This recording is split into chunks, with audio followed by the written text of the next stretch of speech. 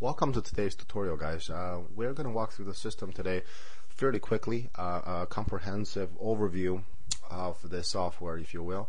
After you log into the system, this is the dashboard view, which means a default window. It will pop up at the first time login. In the dash, there's some shortcuts into other sections of the software. It's the same thing as the navigation buttons on the top. There's only 6 buttons on navigation on the top. We're trying to design the system to be as simple to simplicity for you guys to use. I don't want you to go through training sessions or crazy amount of reading or tutorials to understand this software. We designed this intuitively enough for brand new users, hopefully get their hands on for the first time, can navigate through the system without much help. So you notice anytime there's a column highlighted below, you can sort that column, such as sorting functions like this. Anytime you see that throughout the software, you can do this, okay? And as management login, you can always drill to different users to see their information below, okay? In the dashboard window, here's a quick snapshot of today's appointment. I didn't book anything for today, but if I did, something will display here. And shortcuts to this week and last week, just give you a quick access to the next coming 7 days and previous 7 days, what happened.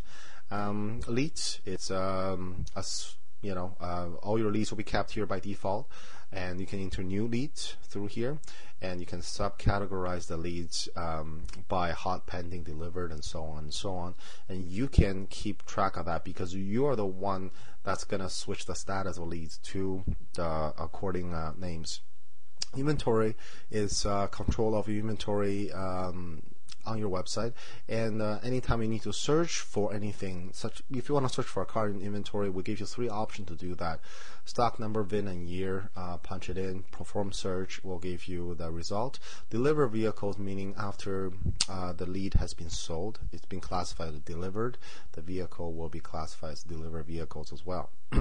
Adding new cars is very simple. Add new inventory will do the trick. And print inventory, we build these for your used car managers. One click of button, you can have the entire inventory printed on a nice 8.5 by 11 sheet of paper. Just see if you guys are still used to that system.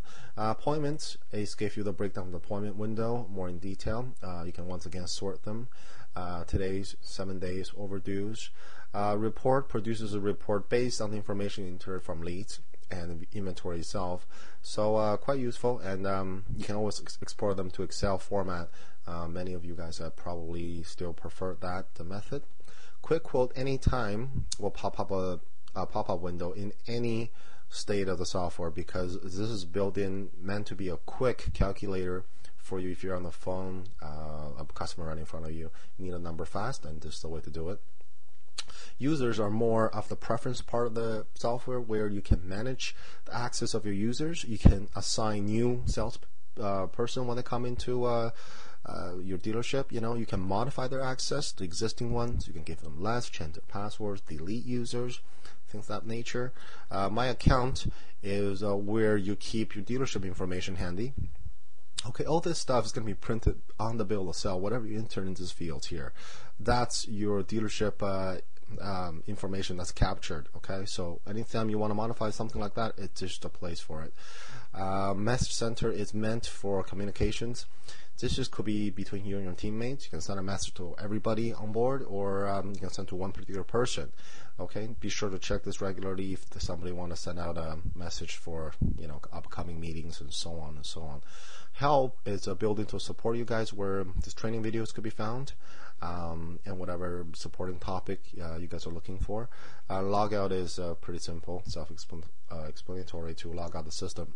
If you have 2 different kind of accesses, if you know your colleague's password, try not to use logout function. Instead, you should shut the system entirely off and reopen it again to refresh the cache memory. Otherwise, you will recall the last time you logged in. Okay, so that's little quirks you have to be aware of. And that concludes my quick, brief overview of the system. And if you guys have any questions, please feel free to contact support at any time. Thank you.